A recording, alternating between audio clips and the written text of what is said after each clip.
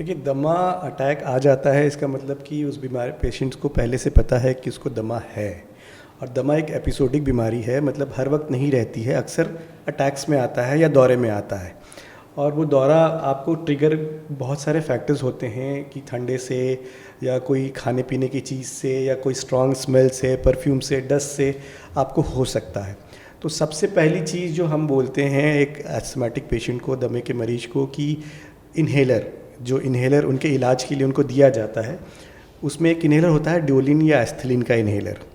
ठीक है, वो हमेशा अपने साथ ज़रूर रखें, क्योंकि उनको कभी भी अटैक आ सकता है और उस समय उनको कोई मेडिकल हेल्प मिलेगा नहीं मिलेगा ये नहीं पता होता है। तो उस समय वो जो इन्हेलर है उनका वही उनको काम आएगा। और सबसे इम्पॉर्टेंट होता है कि इन्हेलर की या जो बेसिकली दमा का दिक्कत क्यों होता है, क्योंकि आपकी सांस की नली अचानक से सिकुड़ जाती है और दवा देके हमारा पर्पस होता है कि सांस की नली को वापस से खोलना।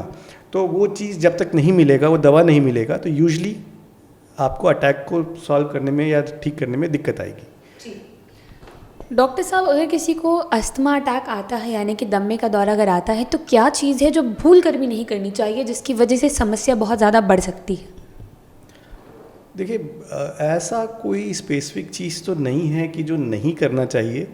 अगर आपको आ रहा है तो ये है कि हाँ, थोड़ा सा आपको खुले में जाना चाहिए, लंबी लंबी सांसें लेनी चाहिए, बहुत आसपास उसके भीड़ नहीं इकट्ठी करनी चाहिए, क्योंकि ऑलरेडी अटैक है, टेंशन है, तो भाई वो और पैनिक कर सकता है पेशेंट।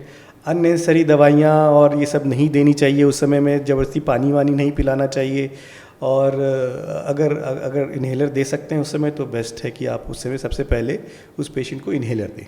जी डॉक्टर साहब, अक्सर बीमारियों को लेकर सबसे पहली चीज़ किसी की भी प्रवृत्ति वही होती है कि थोड़ी सी कमज़ोरी महसूस हुई, थोड़ा कुछ ख़राब लगा, कंबल में घुसे, दवाई ली और सो गए। लेकिन अगर किसी को दमे का अटैक आता है या दमे की परेशानी अगर किसी को रिसेंटली अटैक आया है, उसके बाद ये मोटी कंबल में घुसकर सोना क्या सही फैसला होगा या गलत? कंबल से दमे का कोई ऐसा कुछ कंबल का वेट या किसी नहीं, ऐसा नहीं है। अगर अटैक हो रखा है तो उस समय ऑब्वियसली उसको उस दौरान अगर आप उसको रखोगे तो और उसको और सफोकेशन होगा और दिक्कत होगा।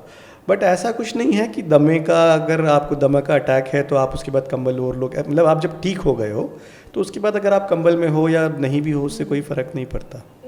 डॉक्टर साहब, जैसे एक लोगों का ये मानना होता है कि अगर किसी को अस्थमा की प्रॉब्लम होती है, ये भ्रांतियाँ लोगों के बीच में बहुत सारी हैं।